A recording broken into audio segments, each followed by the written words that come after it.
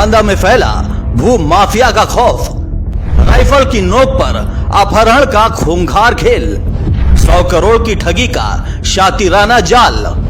प्रशासन की नोटिस और ध्वस्तीकरण की नाकामी। सुलोचना तिवारी के साथ घिनौना रिश्ता। जिलाधिकारी पर भद्दी टिप्पणी और कानूनी पचड़ा। बांदा एक ऐसा शहर जो कभी अपनी शांति और सादगी के लिए जाना जाता था, आज एक खूंखार भू माफिया के आतंक के साए में सिसक रहा है। इस राक्षस का नाम है दीपक कुमार गुप्ता। एक ऐसा शख्स जिसने अपनी काली करतूतों से न केवल हजारों लोगों की जिंदगियां बर्बाद की, बल्कि पूरे इलाके को अपने खौफ के जाल में जकड़ लिया। राइफल की नोक पर अपहरण, अवैध प्लॉटिंग, सैकड़ों करोड़ की ठगी और प्रशासनिक अधिकारियों पर अभद्र टिप्पणियां। दीपक की अपराधों की फहरिस्त इतनी लंबी और खौफनाक है कि सुनकर रोंगटे खड़े हो जाते हैं। यह कहानी उस शातिर ठग की है जिसने भोले भाले लोगों की मेहनत की कमाई को लूटकर अपने काले साम्राज्य को खड़ा किया। इस सनसनीखेज खबर में हम आपको ले चलते हैं उस अंधेरे की गहराइयों में जहां दीपक ने अपने राक्षसी इरादों को हकीकत में बदला। यह खबर आपके दिल को दहलाएगी और आपके मन में सवाल खड़े करेगी कि आखिर इतना बड़ा अपराधी खुलेआम कैसे अपने कारनामों को अंजाम देता रहा। दीपक कुमार गुप्ता का नाम बांदा में आतंक का पर्याय बन चुका है। उसका खौफ इतना गहरा है कि लोग उसके खिलाफ बोलने से पहले 100 बार सोचते हैं। प्रशासन ने उसे भूमाफिया घोषित कर दिया है, लेकिन यह घोषणा भी उसके आतंक को कम करने में नाकाम रही। दीपक ने अपने गुंडों और हथियारों की फौज के दम पर बांदा को अपने कब्जे में ले लिया। उसकी काली करतूतों का सबसे खौफनाक पहलू है उसका अपहरण का खेल।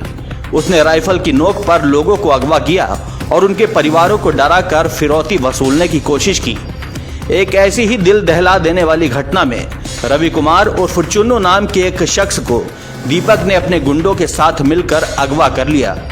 चुन्नू ने बाद में अपनी आपबीती सुनाई, जिसमें उसने बताया कि कैसे दीपक और उसके गुंडों ने उसे बंदूक की नोक पर डराया और उसकी जान को खतरे में डाल दिया। चुन्नू की यह दास्तान सुनकर हर कोई सिहर उठा।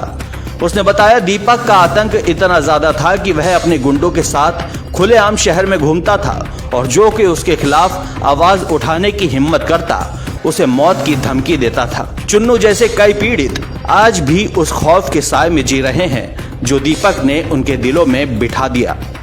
दीपक की अपराध की दुनिया का एक और काला अध्याय है उसकी अवैध प्लॉटिंग। उसने बिना धारा 80 और जिला पंचायत के अप्रूवल के धड़ल्ले से जमीनें बेची। विकास प्राधिकरण बांदा ने उसके खिलाफ कई बार ध्वस्तीकरण की नोटिस जारी की, लेकिन दीपक ने हर बार प्रशासन को ठेंगा दिखाया।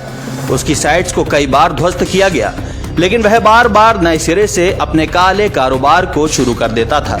उसकी शातिराना चालों ने न केवल प्रशासन को चकमा दिया, बल्कि सैकड़ों परिवारों को सड़क पर ला दिया। लोग अपनी मेहनत की कमाई लगाकर उसके प्लॉट्स खरीदते थे, लेकिन बाद में उन्हें पता चलता था कि वह जमीन कानूनी रूप से उनकी नहीं है। अनुमान है कि दीपक ने अब तक 100 करोड़ रुपए से अधिक की ठगी की है, जो किसी सामान्य अपराधी के बस की बात नहीं। यह एक सुनियोजित और शातिराना ढंग से बुना गया जाल है जिसमें हजारों मासूम लोग फंस चुके हैं। कई पीड़ितों ने बताया कि उन्होंने अपनी जिंदगी की पूरी कमाई दीपक के झूठे वादों में लगा दी, लेकिन बदले में उन्हें सिर्फ धोखा और बर्बादी मिली। कितनी जमीन है लगभग आपकी? कितनी कीमत होगी इसकी? अच्छा, आप लोगों ने उससे जाकर के मुलाकात की है, आखिर कहा क्यों कर, तो क्या कहता है वो?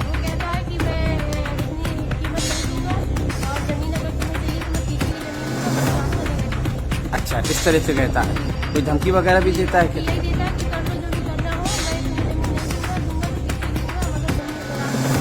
अच्छा, तो आप है जो कब्जा कर रहा है, क्या नाम है इसका? इसका नाम दीपक गुप्ता है, शांति कंस्ट्रक्शन है।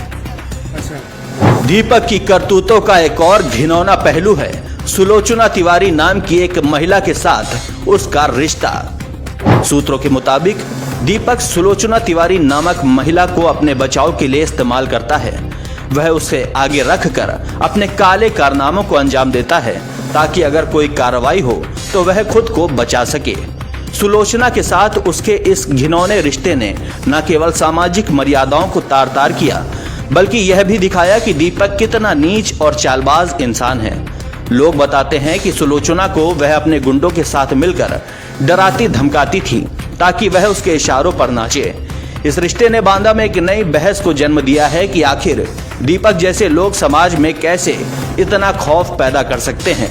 यह रिश्ता न केवल दीपक की शातिराना सोच को दर्शाता है, बल्कि यह भी दिखाता है कि वह अपने काले कारनामों को छुपाने के लिए कितने निचले स्तर तक गिर सकता है।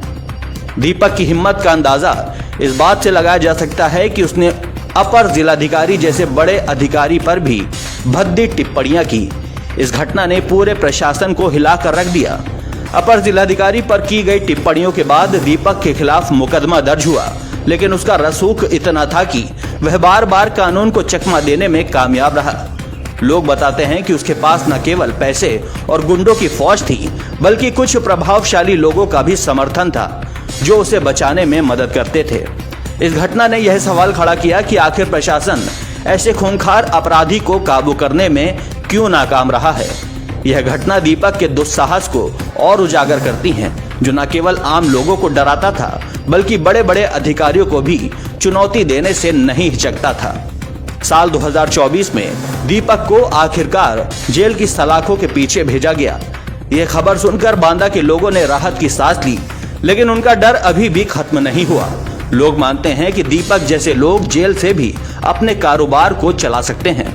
उसकी जेल यात्रा ने यह साबित किया कि वह कितना शातिर है, क्योंकि उसने जेल से भी अपने गुंडों को निर्देश देने की कोशिश की।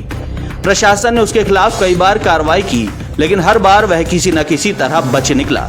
यह सवाल आज भी लोगों के मन में कौंधता है कि आखिर दीपक जैसे भूमाफिया को पूरी तरह से काबू क्यों नहीं किया जा सका।